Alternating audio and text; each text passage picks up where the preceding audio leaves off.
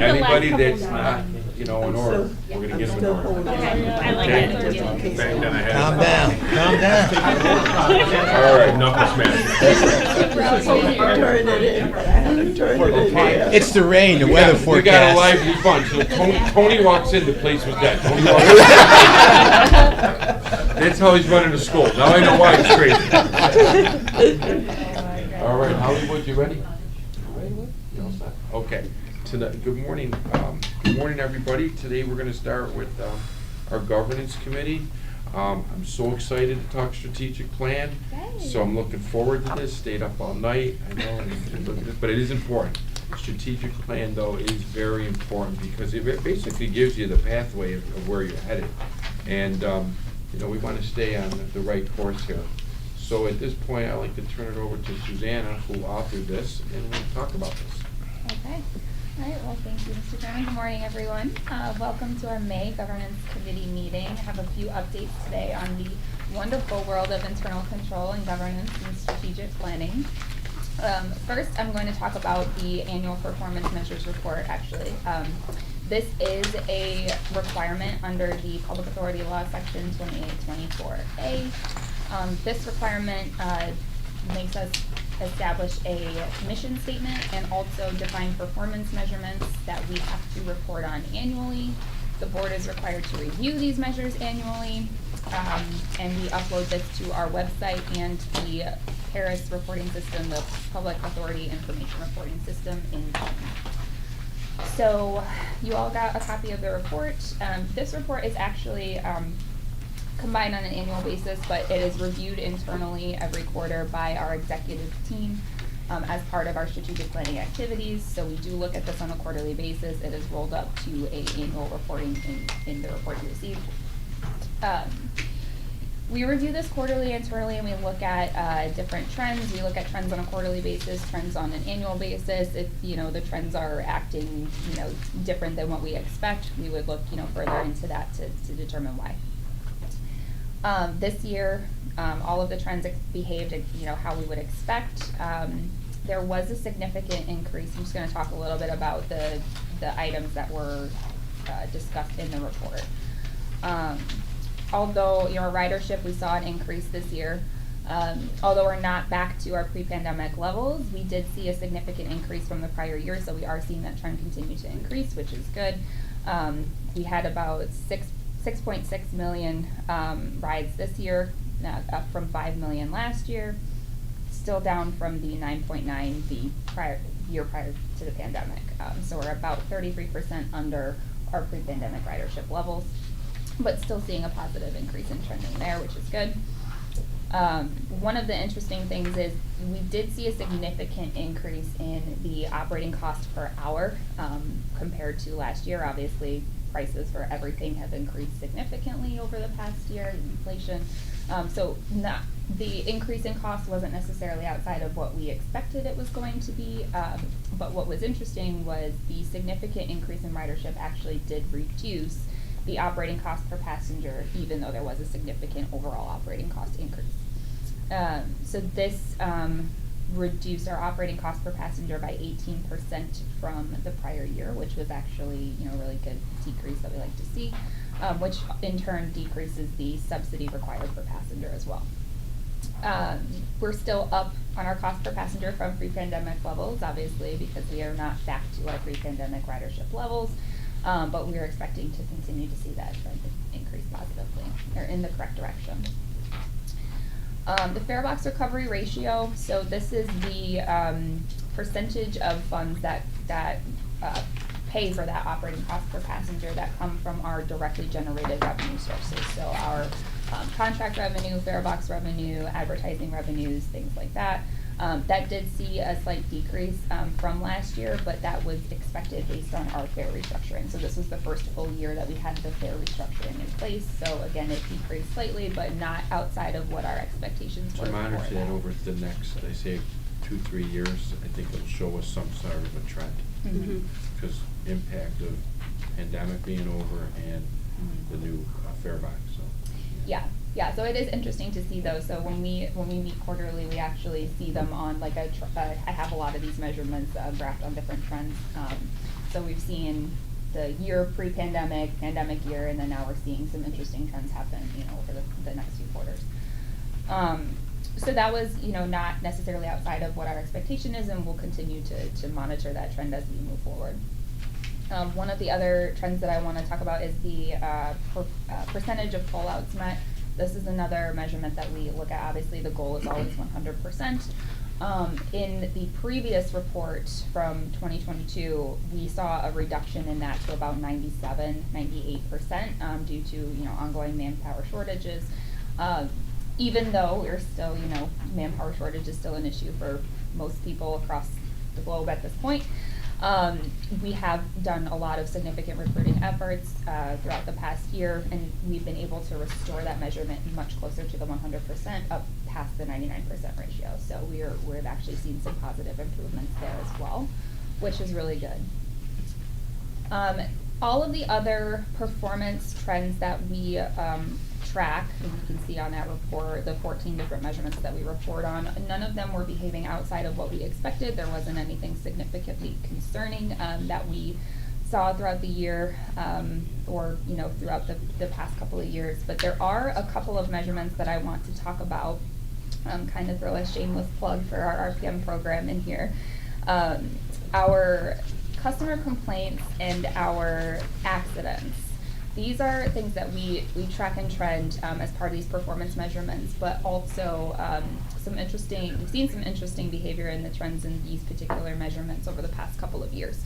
And obviously there are a lot of different factors that play into all of these different measurements. It's impossible to necessarily tie anything to one specific item, but we have seen some pretty significant reductions in the number of customer complaints and the number of accidents that we've seen over the past 2 years, which coincides with the inception of our RPM program. So it is very interesting to see that. Again, it's not, there could be multiple other factors that are involved, but the timing of when you can see it on the trend line actually coincides pretty significantly with the introduction of the RPM program. So we're 2 full years into that, and we've seen some pretty interesting results in the data.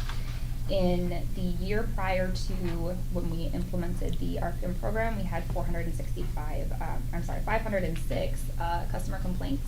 This past year, we had 259. Wow.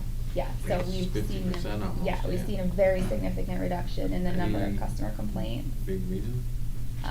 Well, That's what she was talking about too with the RPM program. That's one of the measurements for Yeah. bus operators to qualify for their quarterly bonus. Gotcha, okay, Yes. I got you now. No Yeah. customer complaints. Yep.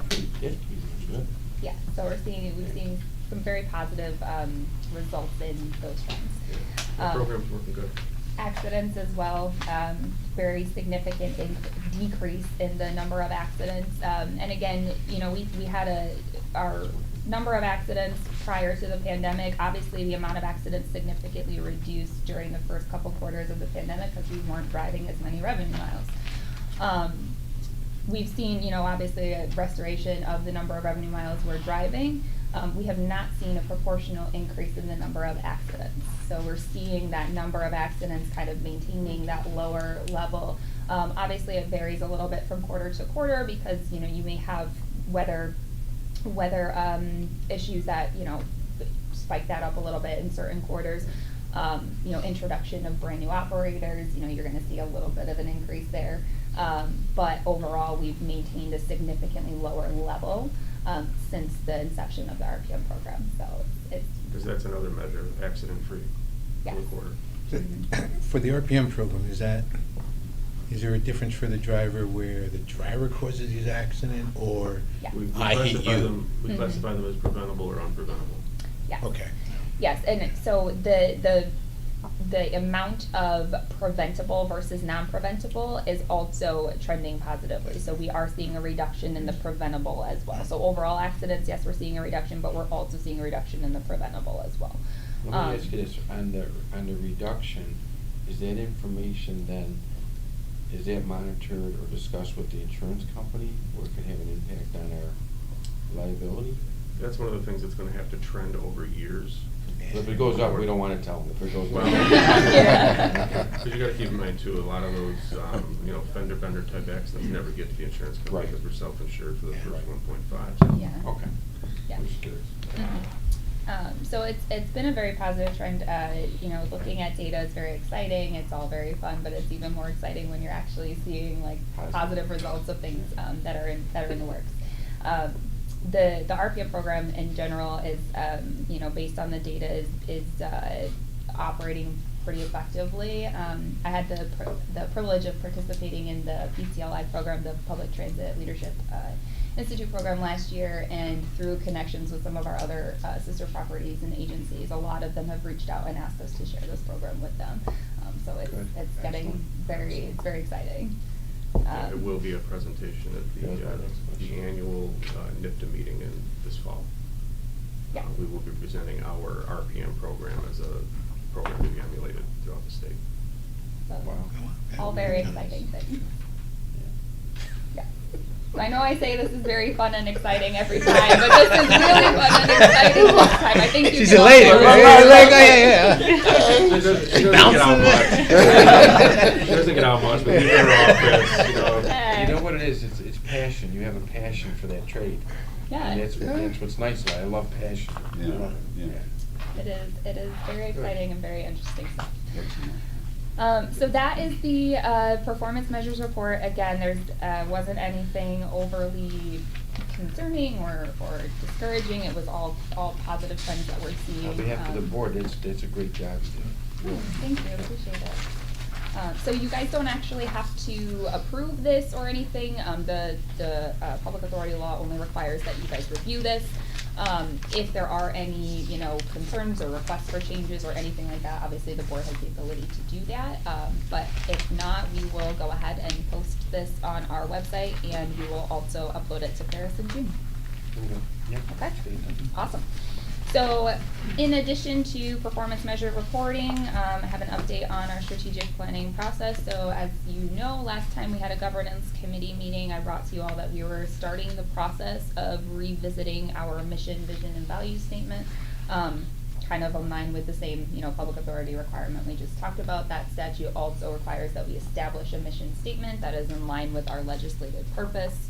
Our legislative purpose is to provide public transportation services in this region.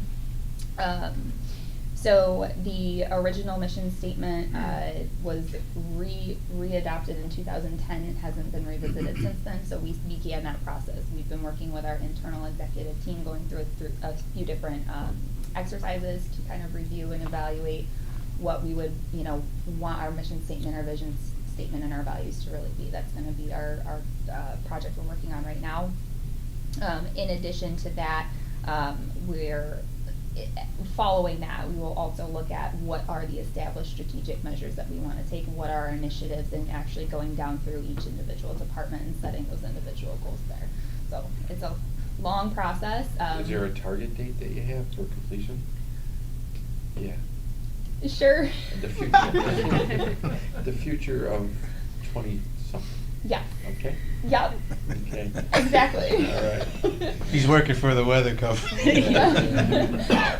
No, it's been very positive. It's been very a good exercise. I think the executive team has been very engaged in going through this process, and we will have some more updates on that as we make some more progress on it. The actual strategic plan document that exists now was updated last month, but it'll be included in the comprehensive annual report that goes out next month for you. So you guys will see in there progress on different initiatives that have been in place for the past year, and then things that we decided we want to focus on. And then obviously we have some additional ongoing plan management activities in place. And then also this will coincide with the, we're gonna, we'll continue to work internally, but also. The strategic plan, is it like a rolling strategic plan, or is there like an end date, or is it like a rolls? Well, right now it's rolling. Okay, good. Depending on, what we end up doing, there are some agencies that do like a strategic plan with like a set, hey, like, as of 2029, here's our plan. I Right know now. Monty's familiar with those. Every Yeah. 5 years. Yeah, so that is something that we will be discussing and making the determination on internally. We will also be considering the results of the, I always forget the name of this, the external effort and survey tomorrow, engaging tomorrow's transit. ETT, yeah. Exploring tomorrow's transit. Thank you, Brett. That, the results of that will also coincide with the different decisions we make for strategic planning. So that is going very well. Internal control program, internal control activities, everyone is still participating greatly in different internal improvement measures. One of the things we are focusing really heavily on this year is documentation, policies and procedures, looking at our individual processes like we always do, looking for risks, looking for areas that we can do better. We actually held a internal control training back in April for our internal control team members because we have a lot of new internal control team members, so getting them up to speed on what internal control is, what their responsibilities are for it. And we actually also have a new internal control analyst, Mallory. She's not here today, she's on vacation, but you'll see her at the next couple of board meetings. But progress is ever ongoing in that particular world. There's never a, oh yeah, we're all done looking at internal No, it's controls. always- It's an ongoing thing forever and ever, so. Internal controls, and one thing I always realize is that you have the proper staff to have the internal control. Yes. Because if you have a very limited staff, it's hard, you're Mhm. gonna actually have a problem with internal controls when the auditors are mentioning it. I always say, well, can you fund another position for me then? Yeah. Yeah, that is Yeah. always something, yeah. So, yeah, in that case, separation of duty, access Yeah. controls, you have to, if you don't have the resources, you have to think of other creative types Yeah. of controls to put in place. And I always say, if you don't, and there's a situation as people resign, you retire, you're just upfront with the auditors ahead of time. This is what has happened, just to let you know. Yeah. And I think they maybe give you a little, maybe help you a little bit. Yeah. Good. So everything is on track for that, and we continue to work with departments on things that are identified as areas of improvement. We have several different projects and action plans in works. Nothing, the biggest thing, no material exceptions have been noted during any of my reviews, so that's good. We can continue, to certify every year. That will actually be a report that you guys will get next month. We won't have a separate governance committee meeting just for that report. We'll put it in our audit and finance committee next month, but that is the report that you guys will get as well. That will go into more detail on the actual control environment, risk assessment, all the sections of the COSO framework. Any questions? This is great work. It's a little bit above me, but it's great work, But it's a lot of work that goes into it, but this is what keeps us going. And Yeah. it's a lot of fun. We appreciate it. We do appreciate it. We know it's involved. It's involved. And sometimes it's involved getting people to the meetings to discuss it, Yeah. Mhm. Great. Okay, thank you. Anything else you want to discuss? Are we good? No, unless anyone has any questions. It's all FYI, folks, no action required. Yes, this is all for your information. Yeah. Very good, thank you. Beautiful. Thank you. We'll adjourn the governance meeting. There you go. Take a couple minutes and we'll go into audit finance. Good. Good stuff. We're on break.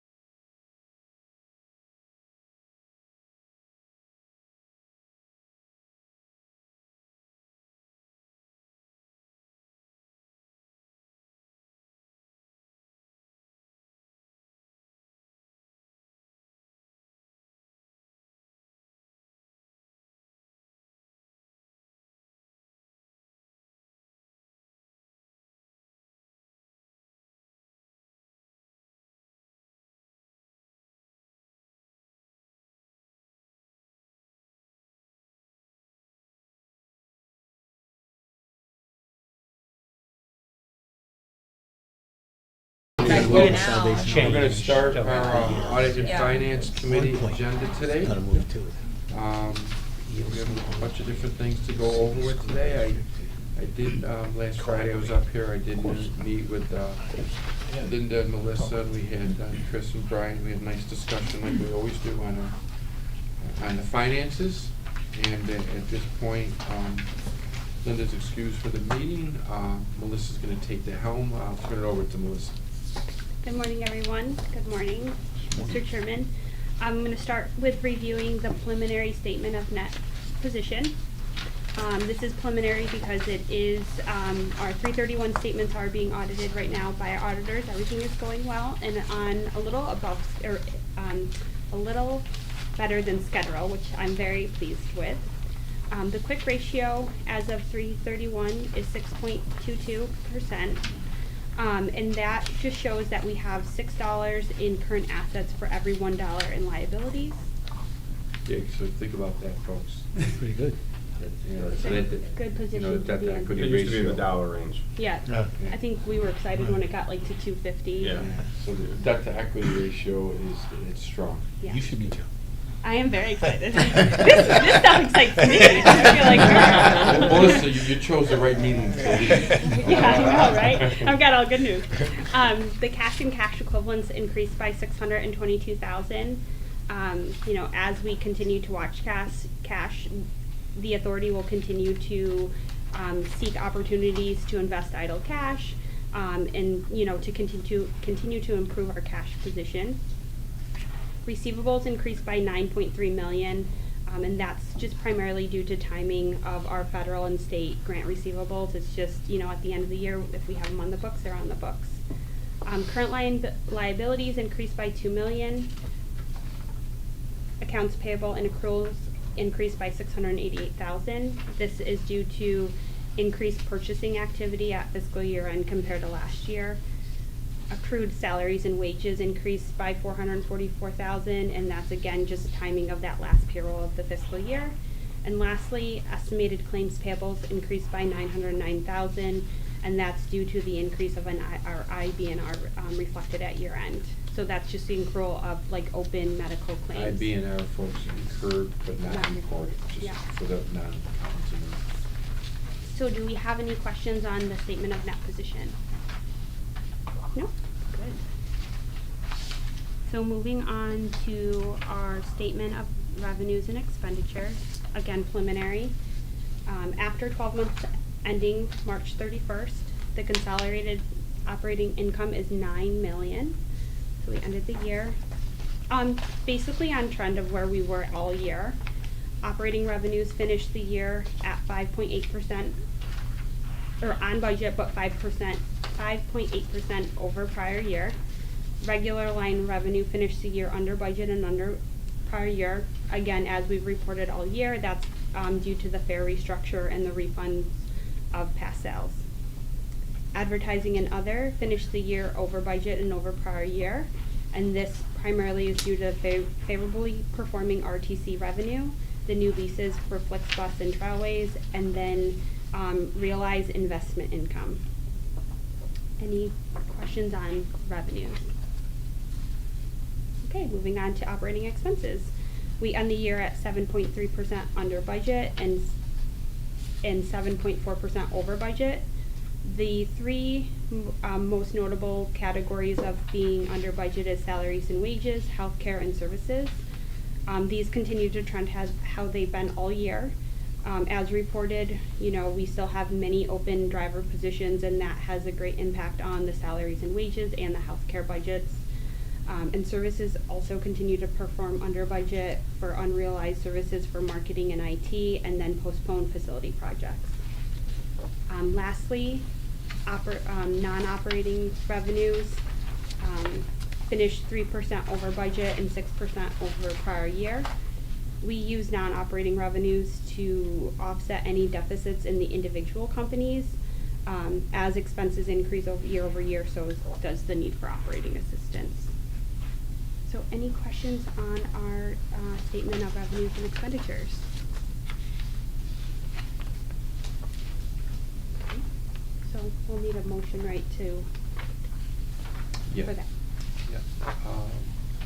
Motion to accept the financials. Tina, second, Neil. Any discussion? All in favor? Aye. So the next thing we will be asking for approval is an Well, amendment. You know what, I wanna mention just one thing. Yeah. I need one, cause I do read these reports. Yeah. As you look at page 7, with the mortgage recording tax now, so you're starting to, see a little bit of a decline there. Still very healthy, at Yes. 9.4 million is still terrific. But, we'll see what the impact is with the higher interest rates, et cetera. But it's, it is less, but it's still great. Yeah. So I just wanted to. For a reference point, we were historically in the 6 million range Right. on MRT. So that's for all counties. All Correct. 4 counties, Yeah, yep. yeah. Yeah, I mean, it still performed over budget this fiscal year, but yes, under prior year. And yeah, as they said, interest Prior year rates was a have. record year too, Yeah. so, I mean, Interest rates, And you see the breakdown for March on the bottom of that page for the county, per county. I just wanted to point that out. Go ahead, Melissa. Are you else? you have any other questions? No, that was it. Okay.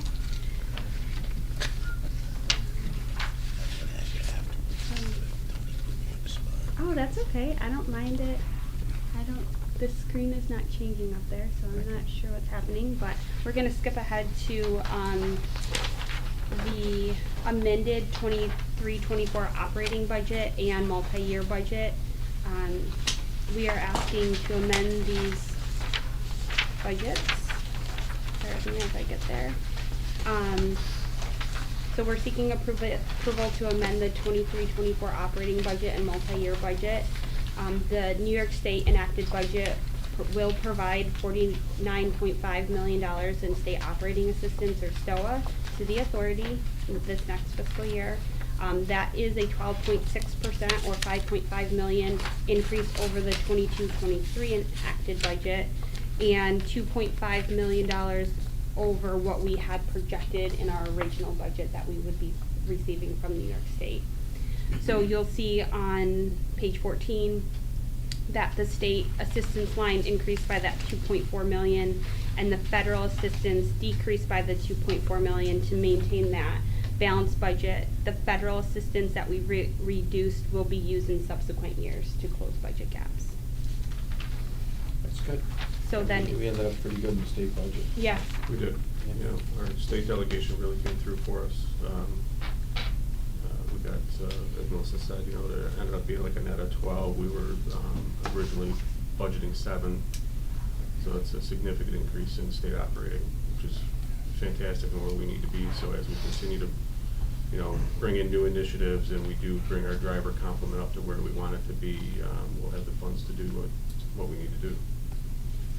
so you'll also see that increase reflected in the multi-year operating budget projections in the state and federal lines in the amended 23-24 budget.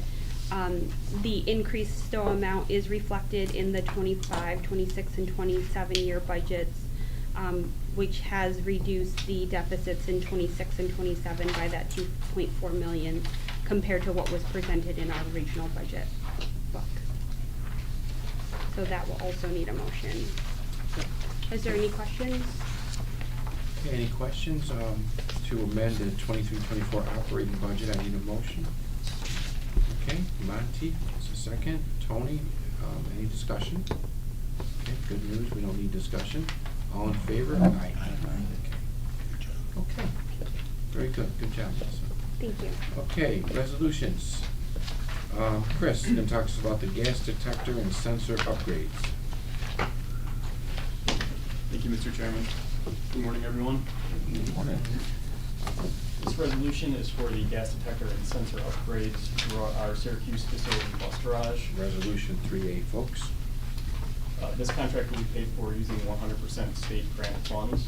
The existing gas detectors in the garage have reached the end of their useful life and are required to be replaced as determined by the manufacturer. Pricing was received from Siemens Industry in the amount of $299,907.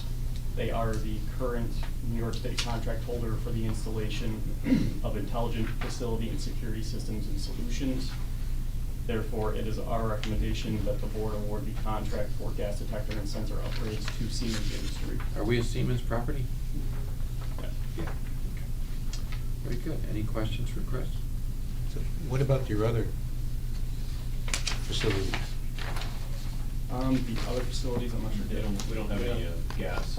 Natural gas. Yeah, that's just for natural gas to detect the methane.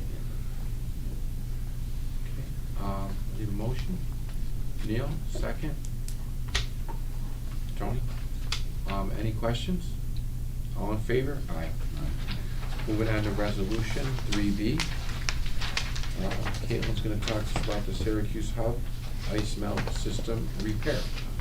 Thank you, Mr. Chairman. Good morning, everyone. Apologies, I'm getting over a bout of laryngitis, so bear with me here. It's So been very this. peaceful here for the last couple of days. One day. It seemed like more. Yeah, right. And they were hoping you'd get it. No doubt, no doubt. So this repair will be paid for with 100% state dedicated funds. We came to you all with a similar repair back in July of last year due to corroding pipes. That repair gave our engineers the insight that the remaining pipes from the original installation also needed to be removed. So this is more of a preventative repair. So we received pricing through our current contract with CNS Engineers for a total of $288,428. So we're looking for award to CNS Engineers. Okay, that's resolution 3B, to award contract to CNS Engineers. Do I have a motion? Tina, second. Julius, any discussion? All in favor? Aye. Good job. Okay. Melissa, anything else that you want to point out, or are we good? We're good. Okay, we'll adjourn this committee meeting. Thank you. Take about 5.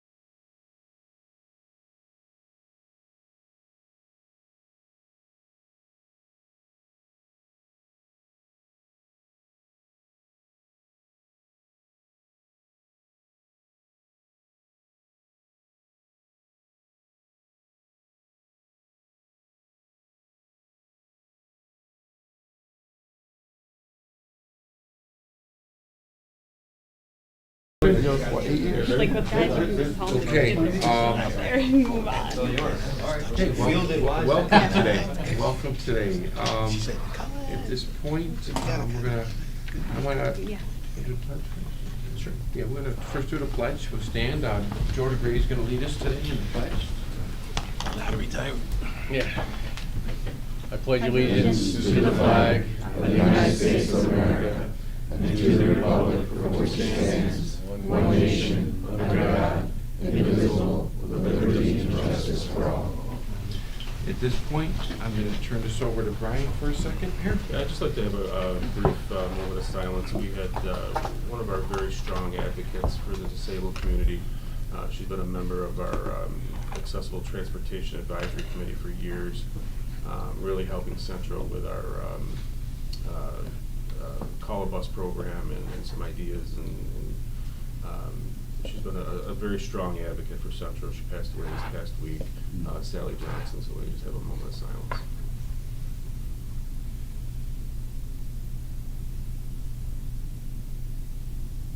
Okay. Thank you. Okay. We have a quorum is present. Our next meeting date is June 23rd. This came up quick because of the Memorial Day weekend. Years ago, we used to try to put it on the Memorial Day weekend Friday, and it was a nightmare. Okay, Luella, second, Robert. Any discussion? All in favor? Aye. I want to thank Robert for subbing in for me. I had a family obligation.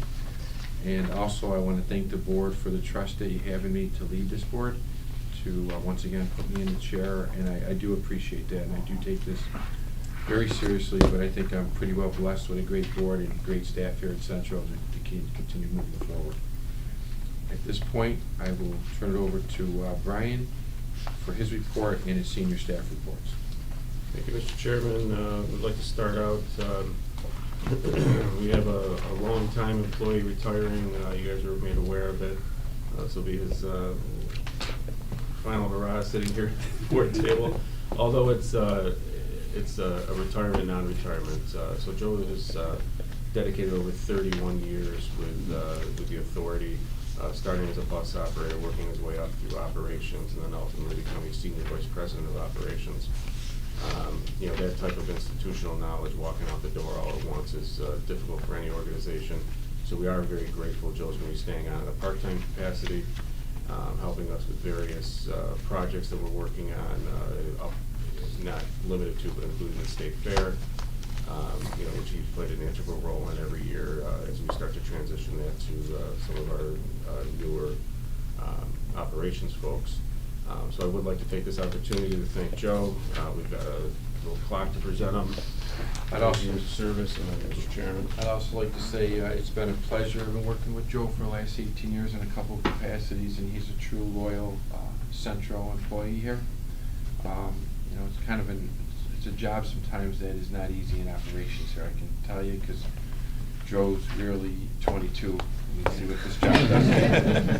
But we're very lucky, and he's been a very loyal, and I've enjoyed working with Joe. And it's not too often we could be at a board table where you see the father and a daughter sitting on both sides. So I always thought that She was did not interesting. want people to know that. I used to have a problem with it. I'm on one with it now. He's done well. He's done well as far as you know, not only an employee here, but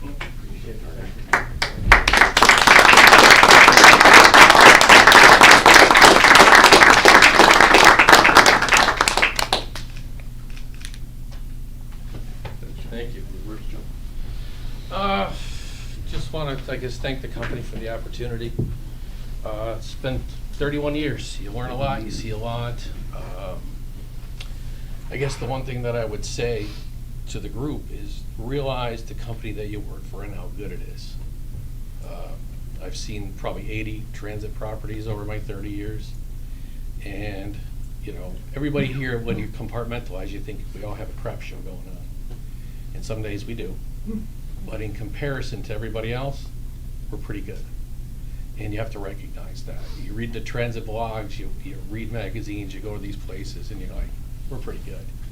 So, and I know we don't get to see that as local, but when you get out there and you realize, you know, the perfect triennials, the audits, the progressive things that we've done with the hub and all the stuff that we've done over the past 50 years, not just 30 years, but 50 years, you realize it's pretty good. And it's hard for the younger people that are coming in, because when you work for a public agency, nothing moves fast, okay? It took us 7 years to find the property to build that hub. That's ridiculous. But having said that, it's still there. BRT is coming, 2026. You know, it sounds ridiculous, but that's the process you have to take. So, if stay the course, things work out, and you'll be better for it. Thank you. Thank you. Thank you.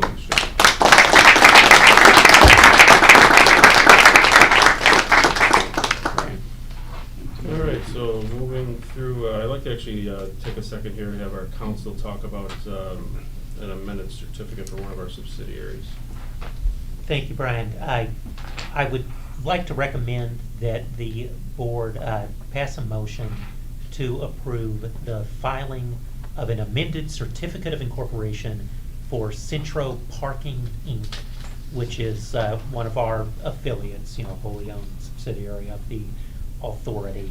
And the only amendment that we're looking for is to amend the address. The current certificate, which was filed back in 1978, has an old address that's not accurate. So we need to amend it, and this came up recently because Tara, in working on the FDA system that she deals with, ran into trouble in connection with the lease because the address is not accurate. So it's purely a ministerial address change amendment, but we need board approval to do it so that Brian can sign it and we can get it filed. Questions for council? Okay. I need a motion for what council has just advised. Tina, second Neil. Any discussion? All in favor? Aye. You're all set, right? Thank you. Thank you. Moving on my report, I know it was mentioned last meeting, but you know, we have just completed it. We had a great Earth Day cleanup. Over 60 Central employees and their family members participated. It keeps getting bigger and better every year. After the last meeting, we also had the RPM program presentation. A couple of the board members were able to come down and see what it is that we do on a quarterly basis. You know, as mentioned there in the report, this program has delivered $350,000 directly into the hands of the employees that are helping us make a difference every day. You know, so we put the criteria in place. We have a number of them hitting it. We just hit the 50% mark. And you know, we're doing everything we can every quarter to continue to nudge higher than that, meaning that the amount of money that we could pay out, we're paying out about half of it. I do mention that in my presentation to everyone so that they can see that there's still money out there and there are still people that can attain those productivity milestones. Southside Neighborhood TNT, myself and Brent Dice, along with our partners at SMTC, attended the meeting at the Innovation Center. We talked about a number of topics, including BRT, bike and scooter share, on-demand service. And then SMTC also did a presentation on the Exploring Tomorrow's Transit, and we handed out some more of the survey cards. Brent's going to talk about that in a minute, where we stand on that survey as we come to a close. May 3rd, Chris and I attended the NIFTA board meeting at our at Capitol Hill Management, which is the NIFTA's management partner. At this meeting, Bill Carpenter, who is the retiring CEO in Rochester, stepped down as president. I was appointed president of New York Public Transit Association. So I'm pleased to announce that, and I look forward to the new challenges that brings. You know, Bill Carpenter left some big shoes to fill, but I'm sure you can fill hopefully I'm up to the challenge. Bunch of the staff, myself, Chris, Steve, we met with some individuals from Core Development. It's really impressive what they're doing. They brought us a presentation on the Inner Harbor and what's going on down there, and I'm sure you've seen about the aquarium in the news, and then they've got plans for 3 different residential units that are going to be along the harbor, You know, when this all comes to fruition, it's really gonna be a vibrant area in the city of Syracuse. You know, so we talked about maybe providing some bus service to that area, which is good, you know. It just, you know, we are getting the message out. I'm speaking to all of our development partners throughout the city and the county, asking them to come to us ahead of time with projects that they're working on. You know, all too often you've heard me say, you know, somebody builds a building and then says, oh, hey, can you provide bus service? And they built this building 5 miles off of our normal route, and, you know, we can't deviate, and so it's good to get us involved early. May 8th, participated in a big table discussion group sponsored by the city of Syracuse to help the community prepare and meet for local hiring opportunities. So that was a good, very productive meeting. And then NIPTA budget, as mentioned by Melissa earlier, you know, we worked with our partners. That was finalized, and we did get a nice increase in state operating assistance. You know, those have been pretty consistent over the years. You know, you'll recall we went along with, you know, 2%, 2%, 2%. Some years flat or nothing. So these significant increases that we got have allowed us to do a lot of the things that we're doing, and they also allow us to plan for the future so that we can bring things to the community like, you know, on-demand service and BRT and all the other initiatives. As mentioned in every meeting and everything we do, it's an operator shortage. We are continuing, Jackie's gonna have some more information, we're continuing to pound the pavement and you know, try to bring in bus operators. You know, and as we continue to grow our ranks, we're gonna continue to grow our service. So that's it on my written report. If anybody has any questions, Julius? I just want to thank Brian, for your participating in the TNT, bringing the community up to date what Central's doing, because there's a lot of misconception out there about what Central's doing, and you brought us up to date. So. Yeah, great. I appreciate that. Yeah, we've reached out and made contact with like a TNT director that's going to also get us involved, and they have what they call districts. So, you know, there's various districts, the east side, the valley, the south side. So we will be participating in more of those meetings and getting out and getting a message out to the community. Any other questions? Very good. All right, going on to senior leader, senior staff reports. Jackie.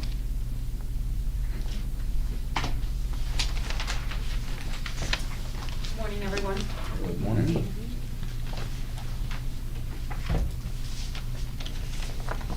This up here. So, Central had a visit this week from Homeland Security TSA, which is Transportation Security Administration. They came here to perform a walk around of the facility, and they also did an exercise which was a live simulation of like a workplace attack, and I can't go into details because it's confidential. But we had approximately 14 Central employees who participated in this, along with a representative from the Syracuse Police Department.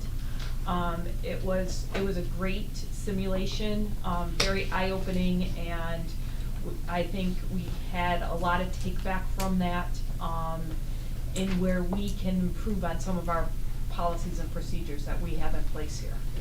So it's always a great learning experience. So, any questions on that? And we will be getting a detailed report from them on probably within the next couple of months. I'll keep you updated on that and what we need to put into place. Yes. Was that including the hub also? Well, I tell you. You gotta wait for the report. you know, I can't go Okay, into right. the details about what it was, Okay. Let's say but it was it's- situational awareness Okay. on our entire I put a operation. tape on my mouth. Yes, yes. It's basically how do you react in a situation where we are having some type of workplace attack, whether it be, Yeah. All that, Whatever. whatever I it may be. understand. yes, and our operations goes down. How's that? Okay. Have we ever had this happen before? An attack on the No, no, workplace? no, Or no. The simulation. yes, Simulation. yes, we have. Okay. We have done this before. You can We have breathe. never, I'm trying to think back if we did it with TSA before. I It don't wasn't believe TSA, so. we did one internally. We've done with our internal. security people Yes. back in 2019, I believe. But Homeland Security offer to come out and they do it basically for us and evaluate us on it, and we get like a written report back from it, so it's really good. The next Jackie? thing, Monty? yeah, So, similar but not, with 9 Mile. Yes. And if something happens there, I know they have, do you participate in their evacuation plans? Because part of it calls for evacuating people to the state fair. So, we have an emergency response plan that addresses that Centro does assist them. Okay. If there is an emergency up at 9 Mile, okay. whether it be providing buses or transportation of that, so. It's voluntary, of course. That's a good. If there's a nuclear reaction, I don't know how many people are going north. but- Well. That came up at Want the to talk about meeting. an operator shortage? Oh, gotta go. But we are, all kidding aside, we are prepared to respond to that. Yes. So, any other questions? The other thing, so I attended and some of my staff attended an HR conference this past month, which was hosted by Ferrara Fiorenza Law Firm, which is part of our law firm that we participate in. It's always a very informative conference, touching on updated laws and regulations that are out there, along with, you know, common workplace environment situations that are occurring now. Some of the topics that we discussed this year, what were the topics of quiet quitting, you know, understanding it, engaging in it, and how to inspire today's workforce. Along with workplace violence was a topic, artificial intelligence and HR, where that's going, taking a coaching approach to engage employees, and also New York State harassment discrimination law. If you are not aware of this, the law, the sexual harassment policy definition was expanded and broadened to include greater gender spectrum. Along with it, lowered the standard of inappropriate conduct. So no longer does the law have to meet the definition of severe and pervasive or offend anybody. Basically, if we're aware of it, the company has to act upon it, and we have to have a harassment-free environment. That took place in April, that law came updated. In September, there's also the New York State pay transparency law that's gonna go into effect, where employers will be required to disclose salary range of any advertised position, either internally or externally. So there are a lot of laws on the horizon, and there's been some that have already taken place where we have the New York State labor law was amended to include digital versions of any posters or notices that are state and federal regulations, and it has to be either on our website internally or emailed to the employees. So it has to be digital, along with you know, the EEOC is enacting the Pregnancy Workers Fairness Act in June. New York already has one existing. However, they are amending it where nursing mothers in the workplace actually have to have a specific location for lactation rooms, and they cannot be in a restroom or a restroom stall. So we got a lot going on. Yes, you too. You too. I know Yes. artificial intelligence is gonna be a challenge this coming future. Yes, it is gonna be. It definitely is gonna be, because there's nothing black and white in HR. You know, so.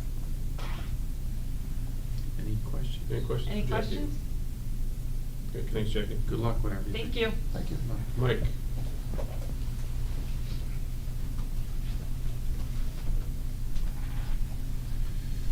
Good morning, everybody. Good morning. Tough act to follow there.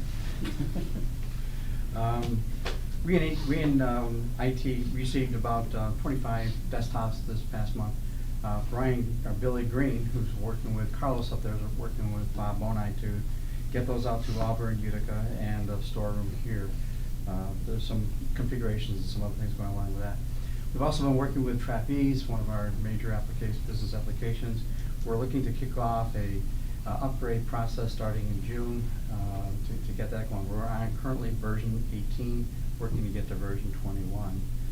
We're also looking at a risk program that they have, which is a risk incident and safety compliance application. We'll take a look at that one in the coming months. Jim Anderson's been working on and upgrading our PDS system, our next-gen payroll system. Right now, it's in a test environment, what they call a green system. It basically has a different back-end processing for the payroll. It's modernizing what the coding is that's going on in the background with it. That's going well. We're also reviewing Windows 11. Windows 11 has been out now for about a year or so, and Windows 10 is at end of life in the next year and a half. So we're going to take a look at how our business applications actually run on Windows 11, and if there's going to be hiccups in that process. So we'll be testing that over the next several months as we go through this. And on the cybersecurity side, Carlos has been working on trying to establish a baseline of where we're at and where we need to go to put together a nice plan with that process.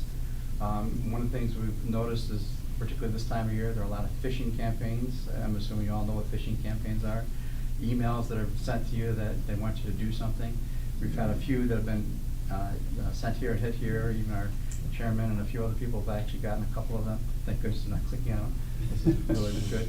But in addition to that process, in June, we're going to be doing the annual training on what to look for on some of these things that we're getting in through Nova for. And so Carlos and I will be working on that from that perspective. And that concludes my report. Any questions? Keep a good firewall up. Yes. So, all right, Thanks, Mike. thank you. Jeff? Thank you, Brian. Morning, Mr. Chairman. Good morning, members of the board. Carlos is going to bring up a presentation. Chris and Caitlin will often bring big projects to the board, and you guys approve them. And I just wanted to show you some tank top renovations. We were lucky to have a camera that actually was there. Took a photo of it every night to get a snapshot. You can see it. Yep. So you can see the tank top's over at the bottom right corner here. It's rusted. It's fallen apart. This is right outside this side of the building. Yeah, right over there. So, you're fine. What they did is they had to get rid of all the concrete. The rebarb in there was rusting away. The wires, the cables, and everything else. Keep going through. So this is a second day. They broke it all apart. They're digging it out. Keep going. They got it down to where they got to the tank tops, and they're actually starting to do the repairs here. And then they got the new plastic. This is not going to corrode or anything. They got the blue cables where you can put wires and stuff in there. They're going to be secure. You keep going. There you go. Here's a shot that Nate went out there and he took a picture one morning. See what it looked like down below. It was actually fairly deep. It was about almost 5 feet deep down there. And they started filling it back in, and they're going to put the concrete in next. They got the rebarb. It's going to be sealed. And then the next photo is going to be concrete. And the last one is the finalized. So it's all new. It's going to be corrosion free because we do salt out there a lot so we can get to it.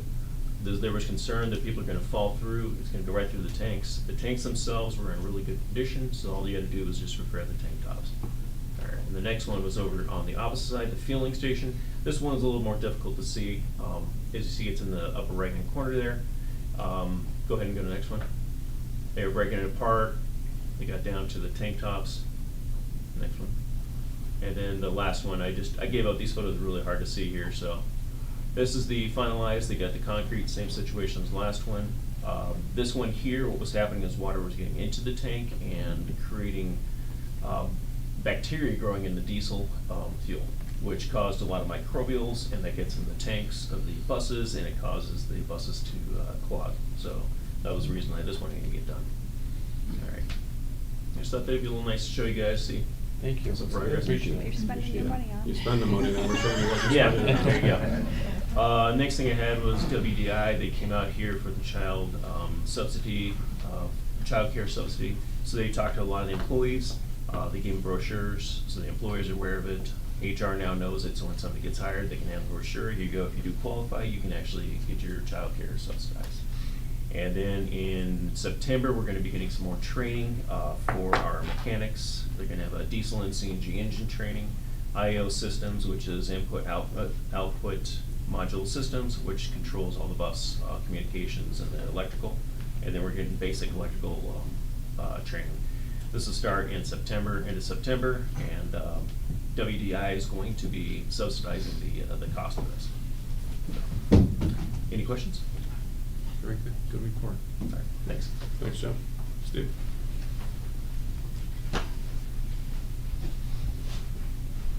Good morning, everyone. I'll Steve? give you an update on our ridership as I do monthly. Going forward, I'm gonna be providing information on a year-to-year analysis. It's not gonna really go back to pre-pandemic. I think at this point, going back for almost, 4 years is not really relevant anymore. If you ever have any questions about how we look compared to pre-pandemic, just ask me. I usually have that information up here. I follow the numbers pretty closely.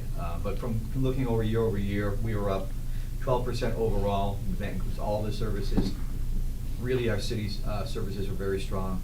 Syracuse was up 21%, Auburn City up 8%, Oswego 12%, Fulton 32%, Mexico 35%, Utica 14%, and Rome was up 8%. So everyone's, everyone is recovering a little bit. It's over year. It makes a little bit of a dent in what we looked at compared to pre-pandemic, but we are moving in the right direction. And when you look at it, last year versus this year, there was actually one less weekday this year, which probably translates into about 4% per property. So it was a very strong month compared to last year. So we're just hoping that the trend continues. As we talked last month about with the equity analysis regarding the service reductions that we put into place in September of 21, we're now in the process of preparing for a public hearing. That public hearing is tentatively set for the Thursday before the 4th of July weekend, which is going to be June 29th, I believe.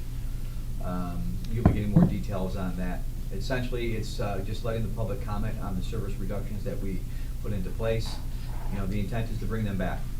These are not permanent changes, but as we evolve and get information holistically from the community on our Exploring Tomorrows today, we will take some of that feedback into when we restore services and make it make sense for what the community needs and what the community desires. So it's kind of all one movement toward restoring services and redeveloping our system kind of all at once. Any questions regarding either of those items? Do you think the public hearing, you have some people? Yeah, well, the concept is to have two of them. One will be in person, looking at the Salt City Market in Syracuse, because this service changes were affecting Syracuse. And then we'll also have a virtual version of it, probably prior to the in-person hearing. So we'll have a couple of them. We want to have it set up in stations where people can walk in, mingle, have conversations. Where would that be? That would be at the Salt City Market. Salt City. Yeah, it's right across the street from our hub. Yep. And have people have conversations with staff about what we're doing, what we're thinking, then open it up to a formal hearing where we just listen to comment. It's gonna be in that community room, right? Yeah, in the community room. That's what we're looking at. Yeah. Is that the evening? Is that gonna be in the evening? It will be, one will be at noon and one will be in the evening. We want to make sure that we have access for all individuals. So, and it's across from the hub, so people who use our bus system can access it easily by taking a bus to the hub and walking across the street. So that's why we did that. And with that, I'm going to turn it over to Brent Dice to discuss where we stand on some of our special projects. You're gonna advertise that in the hub also. Pardon me? You're gonna advertise the community meetings in the hub. Oh, absolutely, absolutely, yeah. So All of our we'll- social media platforms will have that, yeah. I'm in the hub, I see it. And you must have it formally and legally in the legal documents in the local newspaper, so all that stuff has to appear, yeah.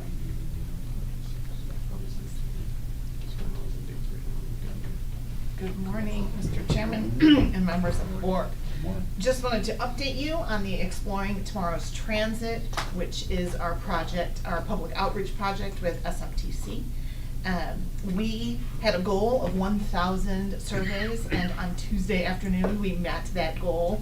We are almost up to about 1,050, so the surveys will close this evening, and we're super excited to have met our goal. Our next steps will be analysis of the public input, and then we'll have community meetings to discuss in greater detail what we learned from the surveys and get more input and be able to answer questions and ask questions to the public about, you said this, let's talk about it. Meanwhile, we're still continuing to attend community meetings, like Brian talked about, the TNT meeting. We want to ensure that residents and employers are kept in the loop about what we're doing, how we're emphasizing local transportation options and different mobility options for our community. Speaking of mobility options, that rolls us right into my second topic, which is bike share. Hey, did you know that the bike share program has been expanded onto OCC's campus? We are super excited to have brought bikes and scooters over there with VIO in the last couple of weeks. They've been moving around campus. You can see that, I'm looking at the app every day, you can see that they are being used throughout the campus, but also going to the gas station, going back into the city of Syracuse. You know, definitely students, faculty, staff are using them on OCC's campus. So that was Centro's first expansion of that program. More to come this summer. We have 2 other locations that we will be announcing coming soon for expansion. So super excited about that. And that's just another way that we are expanding our mobility options for our customers. I am gonna learn how to use that thing. You know, there's the bikes that have the electric motor, but you can sit. I And like then the there's, two-wheeler. yeah, there's plenty of options. Don't and- tell them, don't tell them. Well, they're out in front of your house anyway, so you might as well. And we're gonna have, at some point this year, we're gonna have a kickoff here and maybe bring some here on our campus so that we can play with them. Wow, that's great, sounds exciting. It is. Oh, one other thing, are you, how do I say it, gonna teach some of the older people who might wanna use them, teach them how to use it or something like that? Yeah, that's what we were talking about with the, bringing the scooters and some representatives from VIO. We are also gonna do that on campus so that we make sure that everyone has the quick tutorial. They're also, in the app, you kind of go through some rules before you can rent a vehicle. So you go through, you know, don't forget your helmet, here's where you should be riding, don't ride on the sidewalks. Jules, you don't legally. bounce anymore, baby. Use your card, take the bus. But I think it's gonna complement the bus really well, and so we're really excited to see it expanded. Thanks, Brent. Thanks. Yes, sir. And now, making his first appearance here at the board, Raman is going to talk about operations. Thank you, Brian. Good morning, Mr. Chairman, members of the board. Today, I would like to briefly discuss 2 positions that were just posted in the operations department. The first is a senior inside operations supervisor, and the second is a senior field operations supervisor.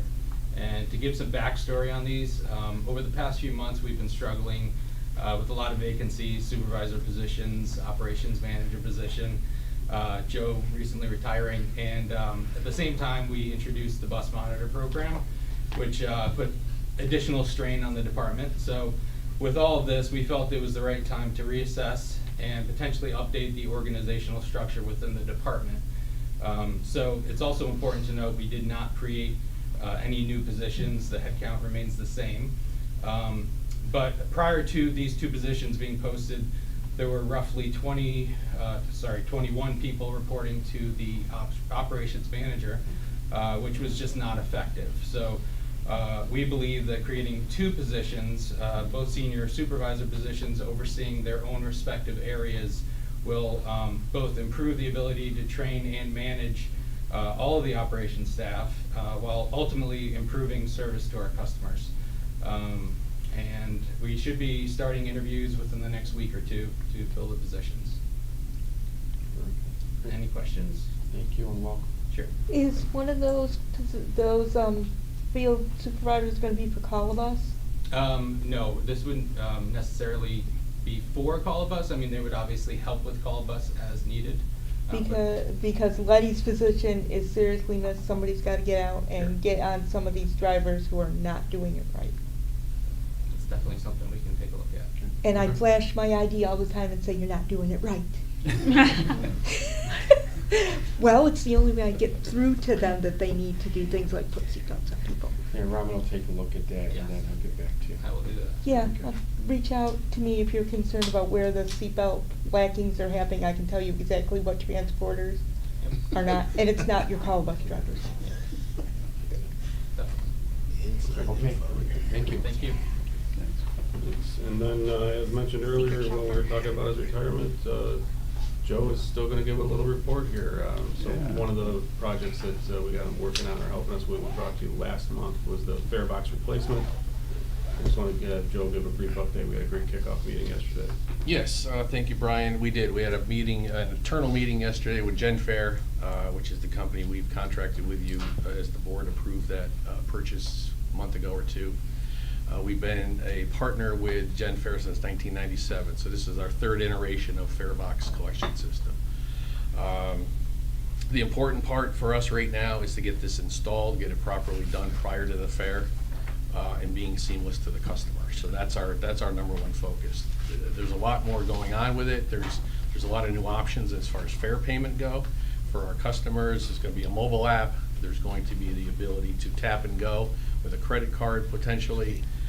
Google Pay, Apple Pay, so there's a lot of potential out there. But those are the things that we're going to kind of roll out a little bit slowly. First of all, we got to get these out there and make sure they're functioning properly first, and then probably in the fall we'll start looking at some mobile options and different things that customers can do to make it easier to ride the bus. They can take cash. Cash is still king. Cash is at a minimum, certainly we'll always take cash. But to garner that rider, especially during the fair, a lot of people that ride during the fair from park and rides are not our regular customer, right? Or we have some special events, and they're looking to do this because this is their world, right? Everybody is doing this, so for us to step that up a little bit and maybe create some efficiencies for ourselves instead of selling tickets at the park and ride sites. Which is a security issue and a whole variety of other problems, manpower. This will allow us to hopefully be a little more efficient and get people on and off the bus a little quicker. So as we get, just to finish, as we get closer to completion, which should be August 1st for install, at some point we'll probably bring up one of the new boxes just to give you a quick demonstration as to how it works. Great. Thanks, Joe. Thanks, Joe. And Mr. Chairman, that concludes our senior staff reports. Okay, very good. Those are good reports, folks. Very good. Thank you. Audit and Finance Committee report. Melissa took the helm here, and the first thing that we looked at was preliminary financial statements. Two things that kind of I noticed that really stood out was our debt to equity ratio, which is very healthy, and also kind of a little bit of a leveling off with the mortgage recording tax. Otherwise, numbers seem to look very healthy. With that being said, a motion was made to bring it to the full board for approval. May I have a motion at this point? Robert, second. Luella, any discussion? All in favor? Aye. We also talked about amending the 23-24 operating budget based on increased state aid, which was another positive news for us. Motion was made to bring it to the full board for approval. May I have a motion? Tina, second. Julius, any discussion? All in favor? Aye. Also, two resolutions. Resolution 3A was presented to us by Chris regarding replacement of dated life expectancy has passed it on the gas detector and sensor upgrades for a contract of just south of $300,000 to Siemens with 100% use of state grant funds. Motion was made to bring it to the full board for approval. May I have a motion? Neil, second. Julius, any questions? All in favor? Aye. Caitlin came up with a resolution 3B with the hub ice melt system, and this contract is also 100% New York State dedicated capital funds, and just south of $290,000 to give a contract to CNS Engineers for the ice melt system repairs. Motion was made to bring it to the full board for approval. At this point, I need a motion. Tony, second. Tina, any discussion? All in favor? Aye. Mr. Chairman, which is myself, I'm gonna ask myself this question. Is there any old business, Brian, any old business? Okay. I wanna just for a second, what's it? Oh, yeah. Okay, I'm gonna do governance, then we're gonna come back to future business. Governance committee met. Susanna did a heck of a job today discussing with us on strategic plan update and the performance measures update. A lot of work went into that. Also, something was discussed on internal controls. We have to go through this as our positions on the board for this presentation. There was no action taken for information. And that report was discussed, and I'm sure we'll be seeing more of that report. Always, always, very good, thank you. With that being said, under future business now, Julius wants to just present, somebody wants to recognize that came with him today. Yeah, you know, we always should recognize our students who are doing such a great job, especially the one that graduated and stuff like that. GMA Wallace just had a graduation at GMA Dome this on the 14th, I believe. And I would want to let a young man stand up. You know? His name is Payne. I don't want to miss your first name. He's a graduate from Safety University and is a master's degree. You can just tell a little bit about what you're doing. Yeah, I'm just for my graduation project. I'm just doing a study, research proposal between microinvestment and public transportation. See whether it's still accessible and especially for economics growing, and make sure it's evenly allocated for more people. So that's why I come to central meeting to get more information.